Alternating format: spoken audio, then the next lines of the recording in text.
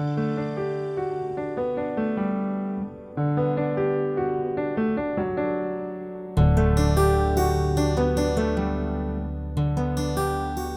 ശാന്തി.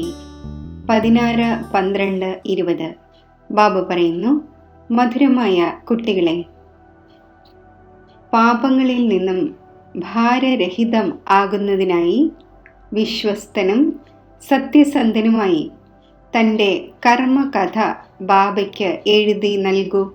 അപ്പോൾ മാപ്പുണ്ടാകും. ചോദ്യം: സംഗമയുഗത്തിൽ കുട്ടികളായ നിങ്ങൾക്ക് ഏതൊരു വിത്ത് വിതയ്ക്കുവാൻ സാധിക്കില്ല? ഉത്തരം: ദേഹാഭിമാനത്തിൻ്റെ. ഈ വിത്തിലൂടെയാണ് സർവവികാരങ്ങളുടെയും വൃക്ഷം വളർന്നു വരുന്നത്. ഈ സമയം മുഴുവൻ ലോകത്തിലും 5 വികാരങ്ങളുടെയും വൃക്ഷം വളർന്നിരിക്കുന്നു. എല്ലാവരും കാമത്തിൻ്റെയും ക്രോധത്തിൻ്റെയും വിത്ത് വിതച്ചുകൊണ്ടിരിക്കുന്നു. നിങ്ങൾക്ക് ബാബയുടെ ഡയറക്ഷനാണ്: കുട്ടികളെ, യോഗബലത്തിലൂടെ പാവനമാകൂ. ഈ വിത്ത് വിതയ്ക്കുന്നത് അവസാനിപ്പിക്കൂ. ഗീതം: നിന്നെ നേടി ഞങ്ങൾ ലോകം നേടി. ഓം ശാന്തി. മധുരമധുരമായ ആത്മീയ കുട്ടികൾ ഗീതം കേട്ടു. ഇപ്പോഴാണെങ്കിൽ കുറച്ചുപേരേ ഉള്ളൂ. കുട്ടികൾ അനേകമാകും. ഈ സമയം കുറച്ചു പേരാണ് പ്രാക്ടിക്കലിൽ ആയിരിക്കുന്നത്. എങ്കിലും ഈ പ്രജാപിത ബ്രഹ്മാവിനെ എല്ലാവരും അറിയുന്നുവല്ലോ. പേര് തന്നെ പ്രജാപിത ബ്രഹ്മാവ് എന്നാണ്. എത്ര അനേകം പ്രജകളുണ്ട്! സർവധർമ്മത്തിലുള്ളവരും ഈ ഒന്നിനെ തീർച്ചയായും അംഗീകരിക്കും. ആ ഒന്നിലൂടെ തന്നെയാണ് മനുഷ്യരുടെ രചന ഉണ്ടായത്. ബാബ മനസ്സിലാക്കിച്ചു തന്നിട്ടുണ്ട്, ലൗകിക പിതാവും പരിധിയുള്ള ബ്രഹ്മാവാണ്. കാരണം ആ ഒന്നിൻ്റെയും വംശാവലി ഉണ്ടാകുന്നുവല്ലോ. സർനെയിമിലൂടെ വംശാവലി തുടരുന്നു. അത് പരിധിയുള്ളതാണ്. ഇതാകട്ടെ പരിധിയില്ലാത്ത പിതാവാണ്. ഈ ഒന്നിൻ്റെ പേര് തന്നെ പ്രജപിത എന്നാണ്. ആ ലൗകിക പിതാവാണെങ്കിൽ ലിമിറ്റഡ് പ്രജകളെ രചിക്കുന്നു, ചിലർ രചിക്കുന്നുമില്ല. ഈ ഒന്നാണെങ്കിൽ തീർച്ചയായും രചിക്കും. പ്രജാപിത ബ്രഹ്മാവിന് സന്താനങ്ങളില്ല എന്ന് ആരെങ്കിലും പറയുമോ? ഈ ഒന്നിൻ്റെ സന്താനങ്ങൾ മുഴുവൻ ലോകവുമാണ്. ഏറ്റവും ആദ്യത്തേത് തന്നെ പ്രജാപിത ബ്രഹ്മാവാണ്. മുസൽമാന്മാരും ആദം ബീബി എന്ന് പറയുന്നു. അപ്പോൾ തീർച്ചയായും ആരെയെങ്കിലും ആയിരിക്കുമല്ലോ പറയുന്നത്. ആഡം, ഈവ്, ആദിദേവൻ, ആദിദേവി. ഇത് പ്രജാപിത ബ്രഹ്മാവിനെ കുറിച്ച് തന്നെയാണ് പറയുക. ഏതൊരു ധർമ്മത്തിലുള്ളവരായാലും ഈ ഒന്നിനെ അംഗീകരിക്കും. തീർച്ചയായും ഒന്നാണ് പരിധിയുള്ള പിതാവ്, ഇനിയൊന്ന് പരിധിയില്ലാത്തത്. ഇത് പരിധിയില്ലാത്ത പിതാവാണ്. പരിധിയില്ലാത്ത സുഖം നൽകുന്നവനാണ്. നിങ്ങൾ പുരുഷാർത്ഥവും ചെയ്യുന്നു പരിധിയില്ലാത്ത സ്വർഗത്തിൻ്റെ സുഖത്തിനു വേണ്ടി. ഇവിടെ പരിധിയില്ലാത്ത പിതാവിൽ നിന്നും പരിധിയില്ലാത്ത സുഖത്തിൻ്റെ സമ്പത്ത് നേടുവാൻ വന്നിരിക്കുന്നു. സ്വർഗത്തിൽ പരിധിയില്ലാത്ത സുഖവും നരകത്തിൽ പരിധിയില്ലാത്ത ദുഃഖവുമാണ് എന്ന് പറയുവാൻ സാധിക്കും. ദുഃഖവും വളരെയധികം വരാൻ പോകുന്നു. നിലവിളിച്ചുകൊണ്ടിരിക്കും. ബാബ നിങ്ങൾക്ക് മുഴുവൻ വിശ്വത്തിൻ്റെ ആദിമധ്യ അന്ത്യത്തിൻ്റെ രഹസ്യം മനസ്സിലാക്കിച്ചു തന്നിരിക്കുന്നു. കുട്ടികളായ നിങ്ങൾ മുന്നിലിരിക്കുകയാണ്, പുരുഷാർത്ഥവും ചെയ്യുന്നു. ഇതാണെങ്കിൽ മാതാവും പിതാവും രണ്ടുമായല്ലോ. ഇത്ര അനേകം കുട്ടികളുണ്ട്. പരിധിയില്ലാത്ത മാതാപിതാക്കളോട് ഒരിക്കലും ആരും ശത്രുത വയ്ക്കില്ല. മാതാപിതാക്കളിൽ നിന്നും എത്ര സുഖമാണ് ലഭിക്കുന്നത്. നീ മാതാവും പിതാവും എന്ന് പാടുന്നുമുണ്ട്.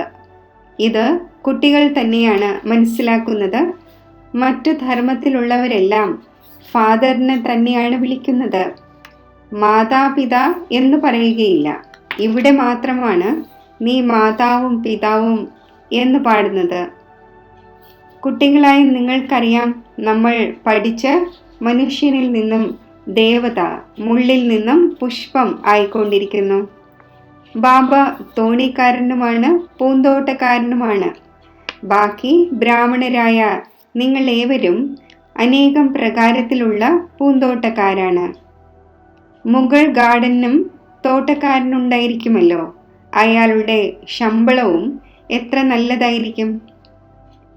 തോട്ടക്കാരൻ നമ്പർ വാറാണല്ലോ. ചില തോട്ടക്കാർ എത്ര നല്ല നല്ല പുഷ്പങ്ങളെ ഉണ്ടാക്കുന്നു. പുഷ്പങ്ങളിൽ ഒരു കിങ് ഓഫ് ഫ്ലവറും ഉണ്ടായിരിക്കുന്നു. സത്യയുഗത്തിൽ കിങ് ഫ്ലവറും ക്വീൻ ഫ്ലവറും ഉണ്ടല്ലോ. ഇവിടെ മഹാരാജാവും മഹാറാണിയും ഉണ്ടായിരുന്നാലും ഫ്ലവേഴ്സ് അല്ല, പതീതമാകുന്നതിലൂടെ മുള്ളായി മാറുന്നു. വഴി നടന്ന് മുള്ളേറ്റ് ഓടിപ്പോകുന്നു. അജാമിളനെന്നും അവരെയാണ് പറയുന്നത്. ഏറ്റവും കൂടുതൽ ഭക്തിയും നിങ്ങളാണ് ചെയ്യുന്നത്. വാമമാർഗത്തിൽ വീഴുന്നതിൻ്റെ ചിത്രം നോക്കൂ. എങ്ങനെയെല്ലാം മോശമായാണ് ഉണ്ടാക്കിയിരിക്കുന്നത്. ദേവതമാരുടെ തന്നെ ചിത്രമാണ് കാണിച്ചിരിക്കുന്നത്. അതാണ് വാമമാർഗത്തിലെ ചിത്രം. ഇപ്പോൾ കുട്ടികളായ നിങ്ങൾ ഈ കാര്യങ്ങൾ മനസ്സിലാക്കി കഴിഞ്ഞു. നിങ്ങളിപ്പോൾ ബ്രാഹ്മണരായിരിക്കുന്നു. നമ്മൾ വികാരങ്ങളിൽ നിന്നും വളരെയധികം ദൂരെ പോകുന്നു. ബ്രാഹ്മണരിൽ സഹോദരന്മാർ തമ്മിൽ വികാരത്തിൽ പോകുന്നത് വളരെ വലിയ ക്രിമിനൽ അസോൾട്ട് ആകുന്നു. പേര് തന്നെ മോശമായി പോകുന്നു. അതിനാൽ ബാല്യത്തിലെ തന്നെ എന്തെങ്കിലും മോശമായ കാര്യം ചെയ്തുവെങ്കിൽ അതും ബാബയെ കേൾപ്പിക്കുകയാണ് എങ്കിൽ പകുതി മാപ്പാകുന്നു. ഓർമ്മയുണ്ടായിരിക്കുന്നുവല്ലോ, ഇന്ന സമയത്ത് നമ്മൾ ഈ മോശമായ കാര്യം ചെയ്തു എന്ന് ബാബയ്ക്ക് എഴുതി നൽകുന്നു. ആരാണോ വളരെയധികം വിശ്വസ്തരും ഓണസ്റ്റും ആയിരിക്കുന്നത് അവർ ബാബയ്ക്ക് എഴുതുന്നു, ബാബ, നമ്മൾ ഇന്ന മോശമായ കാര്യം ചെയ്തു, മാപ്പ് തരൂ എന്ന്. ബാബ പറയുന്നു, മാപ്പുണ്ടാകുന്നില്ല, ബാക്കി സത്യം പറയുന്നു, അപ്പോൾ അത് ലഘൂകരിക്കപ്പെടും. മറന്നു പോകുന്നു എന്നല്ല, മറക്കുവാൻ സാധിക്കില്ല. ഭാവിയിൽ ഇങ്ങനെയുള്ള ഒരു കാര്യവും ഉണ്ടാകാതിരിക്കുന്നതിനായി ജാഗ്രത പുലർത്തുന്നു. ബാക്കി മനസ്സ് തീർച്ചയായും വേദനിക്കും. പറയുന്നു, ബാബ, നമ്മൾ അജാമിളനായിരുന്നു. ഈ ജന്മത്തിൻ്റെ തന്നെ കാര്യമാണ്. ഇതും ഇപ്പോൾ നിങ്ങൾ അറിയുന്നുണ്ട്. എപ്പോൾ മുതലാണ് വാമമാർഗത്തിൽ വന്ന പാപാത്മാവായത്? ഇപ്പോൾ ബാബ വീണ്ടും നമ്മളെ പുണ്യ ആത്മാവാക്കുന്നു. പുണ്യ ആത്മാക്കളുടെ ലോകം തന്നെ വേറെയാണ്. ലോകം ഒന്നേ ഉള്ളൂ, എന്നാൽ 2 ഭാഗങ്ങളുണ്ട് എന്ന് മനസ്സിലാക്കി കഴിഞ്ഞു. ഒന്നാണ് പുണ്യാത്മാക്കളുടെ ലോകം, അതിനെ സ്വർഗം എന്ന് പറയുന്നു. രണ്ടാമത്തേതാണ് പാപാത്മാക്കളുടെ ലോകം, അതിനെ നരകം അഥവാ ദുഃഖധാമം എന്ന് പറയുന്നു. സുഖത്തിൻ്റെ ലോകവും ദുഃഖത്തിൻ്റെ ലോകവും. ദുഃഖത്തിൻ്റെ ലോകത്തിൽ എല്ലാവരും നിലവിളിച്ചുകൊണ്ടിരിക്കുന്നു, നമ്മെ ലിബറേറ്റ് ചെയ്യൂ, തൻ്റെ വീട്ടിലേക്ക് കൊണ്ടുപോകൂ. വീട്ടിൽ പോയി ഇരിക്കേണ്ടതില്ല എന്നതും കുട്ടികളായ നിങ്ങൾ മനസ്സിലാക്കുന്നുവല്ലോ. വീണ്ടും പാട്ട് അഭിനയിക്കാൻ വരേണ്ടതുണ്ട്. ഈ സമയം മുഴുവൻ ലോകവും പതീതമാണ്. ഇപ്പോൾ ബാബയിലൂടെ നിങ്ങൾ പാവനമായിക്കൊണ്ടിരിക്കുന്നു. എയിം ഓബ്ജക്റ്റ് മുന്നിലുണ്ട്. നമ്മൾ ഇതായിക്കൊണ്ടിരിക്കുകയാണ് എന്ന് ഈ എയിം ഓബ്ജക്റ്റ് മറ്റാരും കാണിക്കുകയില്ല. ബാബ പറയുന്നു, കുട്ടികളെ, നിങ്ങൾ ഇതായിരുന്നു, ഇപ്പോഴല്ല. പൂജ്യരായിരുന്നു, ഇപ്പോൾ പൂജാരിയായിരിക്കുന്നു. വീണ്ടും പൂജ്യരാകുന്നതിനായി പുരുഷാർത്ഥം ആവശ്യമാണ്. ബാബ എത്ര നല്ല പുരുഷാർത്ഥം ചെയ്യിക്കുന്നു. ഈ ബാബ മനസ്സിലാക്കുന്നു, ഞാൻ പ്രിൻസ് ആകും എന്ന്. നമ്പർ 1 ഇദ്ദേഹമാണ്. എന്നിട്ടും ഓരോ നിമിഷവും ഓർമ്മ നിലനിൽക്കുന്നില്ല, മറന്നു പോകുന്നു.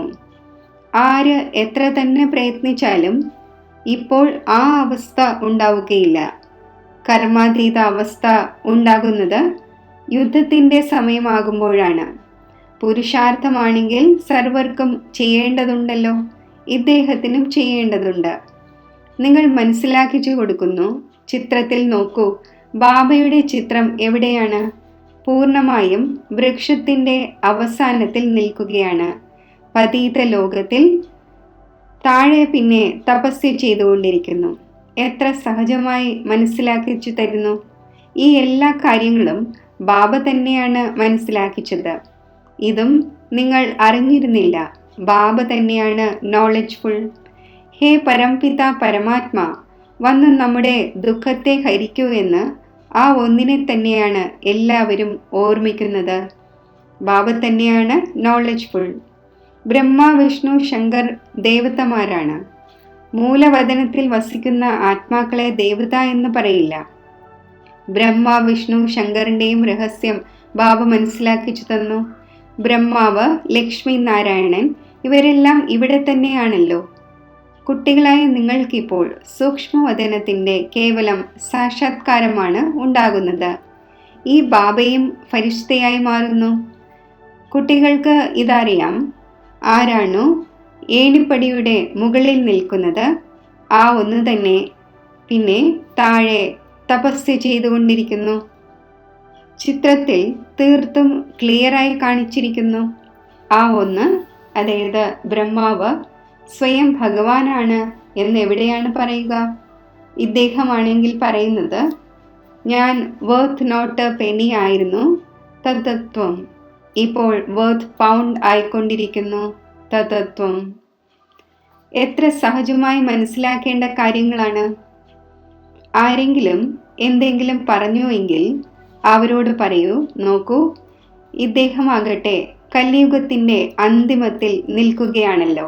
ബാബ പറയുന്നു, എപ്പോഴാണോ ജീർണിച്ച അവസ്ഥയും വാനപ്രസ്ഥ അവസ്ഥയും ആകുന്നത്, അപ്പോൾ ഞാൻ ഇദ്ദേഹത്തിൽ പ്രവേശിക്കുന്നു. ഇപ്പോൾ രാജയോഗത്തിൻ്റെ തപസ്യ ചെയ്തുകൊണ്ടിരിക്കുന്നു. തപസ്യ ചെയ്യുന്നവരെ ദേവത എന്നെങ്ങനെ പറയും? രാജയോഗം പഠിച്ച് ഇതാകും.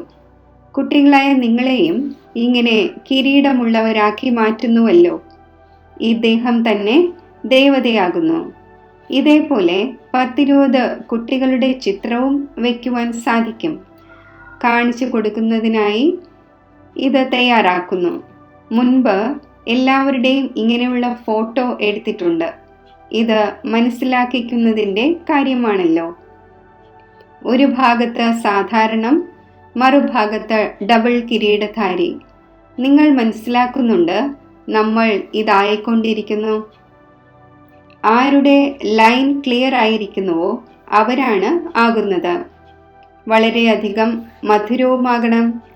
ഈ സമയം മനുഷ്യരിൽ കാമം, ക്രോധം തുടങ്ങിയവയുടെ ബീജം എത്ര ഉണ്ടായിരിക്കുകയാണ്? എല്ലാവരിലും 5 വികാരങ്ങളാകുന്ന ബീജത്തിൻ്റെ വൃക്ഷം വളർന്നിരിക്കുന്നു. ഇപ്പോൾ ബാബ പറയുന്നു, ഇങ്ങനെയുള്ള വിത്ത് വിതയ്ക്കുവാൻ പാടില്ല. സംഗമയുഗത്തിൽ നിങ്ങൾ ദേഹാഭിമാനത്തിൻ്റെ വിത്ത് വിതയ്ക്കുവാൻ പാടില്ല. കാമത്തിൻ്റെ വിത്ത് വിതയ്ക്കുവാൻ പാടില്ല. പകുതി കൽപ്പത്തേക്ക് പിന്നെ രാവണൻ തന്നെ ഉണ്ടായിരിക്കില്ല. ഓരോ കാര്യവും ബാബ ഇരുന്ന് കുട്ടികൾക്ക് മനസ്സിലാക്കിച്ചു തരുന്നു. മുഖ്യമായത് ഒരേ ഒരു കാര്യമാണ്, മന്മനാഭവ. ബാബ പറയുന്നു, എന്നെ ഓർമ്മിക്കൂ. ഏറ്റവും അവസാനവും ഈ ഒന്നാണ്, പിന്നെ ഏറ്റവും ആദ്യവും ഈ ഒന്നാണ്. യോഗബലത്തിലൂടെ എത്ര പാവനമാകുന്നു. തുടക്കത്തിൽ കുട്ടികൾക്ക് വളരെയധികം സാക്ഷാത്കാരങ്ങൾ ഉണ്ടാകുമായിരുന്നു. ഭക്തി മാർഗത്തിൽ എപ്പോഴാണോ നൗദാ ഭക്തി ചെയ്യുന്നത് അപ്പോൾ സാക്ഷാത്കാരമുണ്ടാകുന്നു. ഇവിടെയാണെങ്കിൽ ഇരുന്നിരുന്ന് ധ്യാനത്തിലേക്ക് പോകുമായിരുന്നു. അത് ഇന്ദ്രജാലമാണ് എന്ന് മനസ്സിലാക്കിയിരുന്നു. ഇതാകട്ടെ ഫസ്റ്റ് ക്ലാസ് ഇന്ദ്രജാലമാണ്. മീര വളരെയധികം തപസ്യ ചെയ്തു. സാധു സന്യാസിമാരുടെയും മറ്റും സംഘത്തിലിരുന്നു. ഇവിടെ സന്യാസിമാരും മറ്റും എവിടെയാണുള്ളത്? ഇതാകട്ടെ പിതാവാണല്ലോ. സർവരുടെയും പിതാവാണ് ശിവബാബ. ഗുരുജിയുമായി കൂടിക്കാഴ്ച നടത്തണം എന്ന് പറയുന്നു. ഇവിടെയാണെങ്കിൽ ഗുരു എന്നൊന്നില്ല.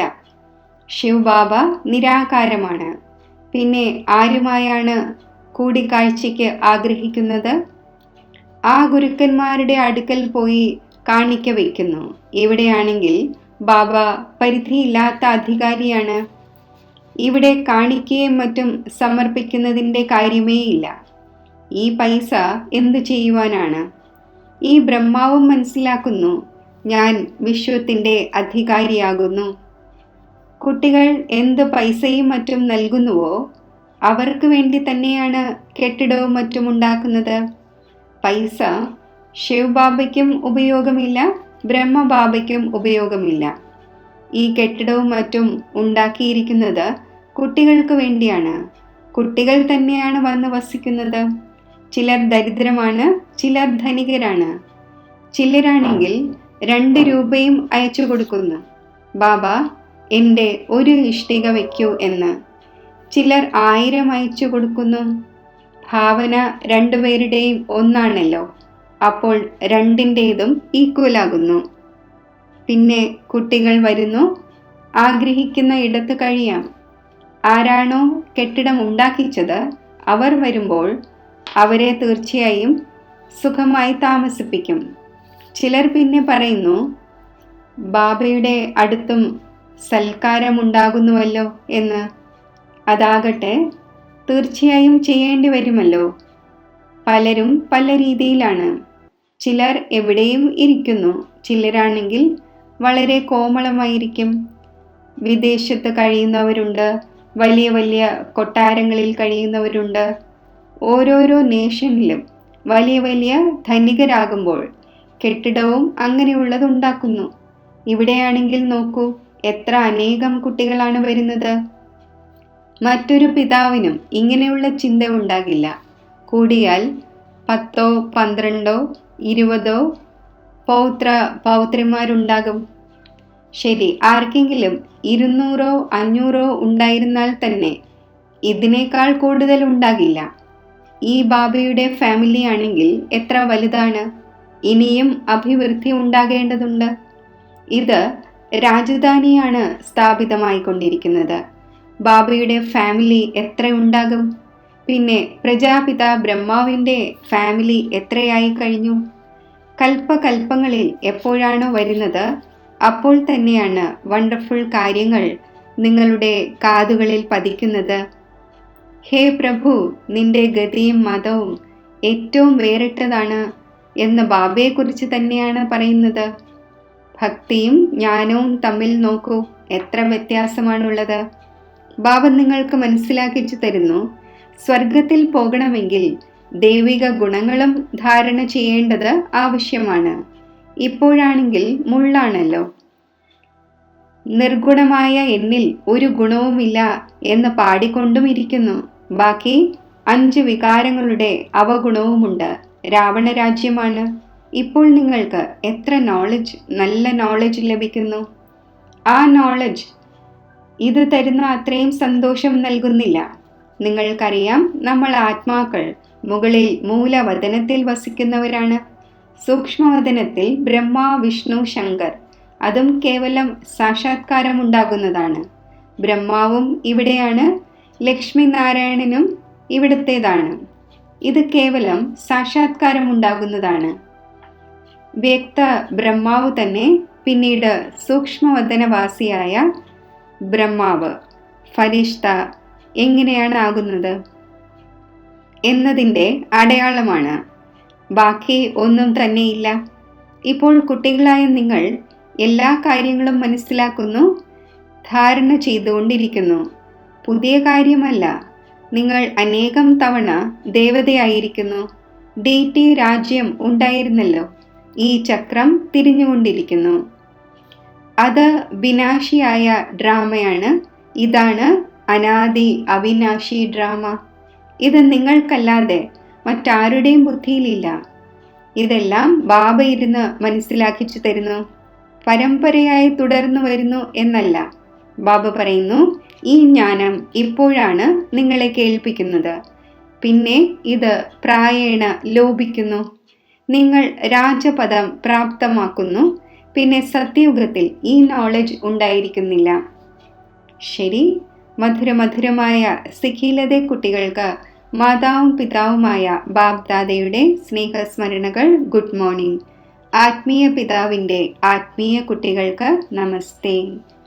ധാരണയ്ക്കുള്ള മുഖ്യസാരം: സദാ സ്മൃതി ഉണ്ടായിരിക്കട്ടെ, നമ്മളിപ്പോൾ ബ്രാഹ്മണനാണ്. അതിനാൽ വികാരങ്ങളിൽ നിന്നും വളരെ വളരെ അകന്നിരിക്കണം. ഒരിക്കലും ക്രിമിനൽ അസോൾട്ട് ഉണ്ടാകരുത്.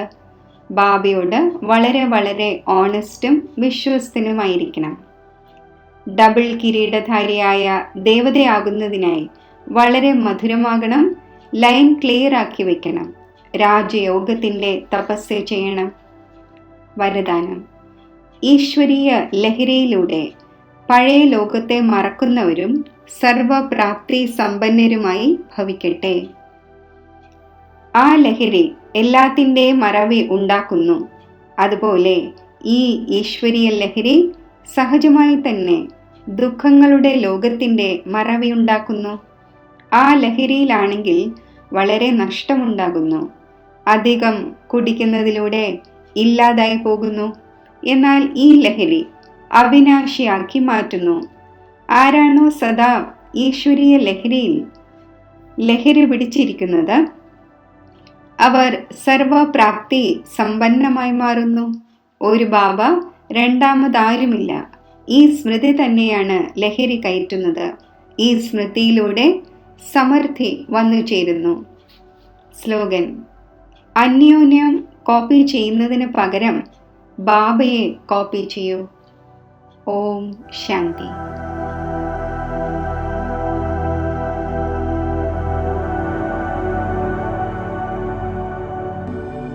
യോഗത്തിൻ്റെ അഭ്യാസം. എൻ്റെ ബാബ എന്ന സങ്കല്പത്തിൽ ശിവബാബയുടെ സമീപത്തായി ഞാൻ സ്ഥിതി ചെയ്യുന്നു.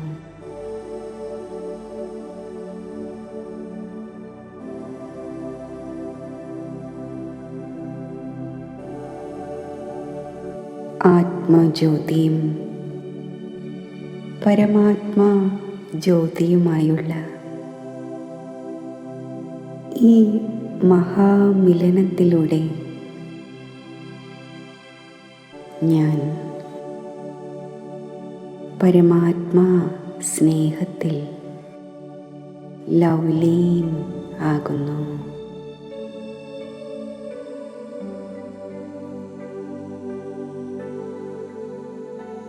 സർവ വരദാനങ്ങളും അടങ്ങിയ ഈ പരമാത്മാ സ്നേഹം എന്നെ എൻ്റെ സദോഗുണി സംസ്കാരങ്ങളെ പ്രത്യക്ഷമാക്കുന്നു. സമാന സ്വരൂപമാക്കി മാറ്റുന്നു.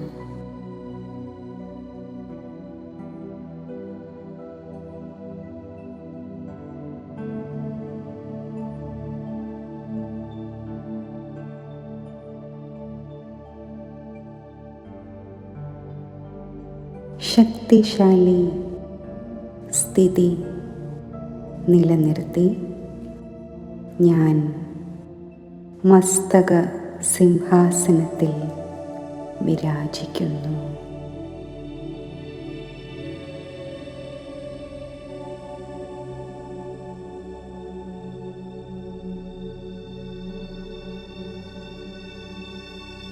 വിശ്വമാകെ ശക്തിശാലി തരംഗങ്ങൾ വ്യാപിപ്പിക്കുന്നു.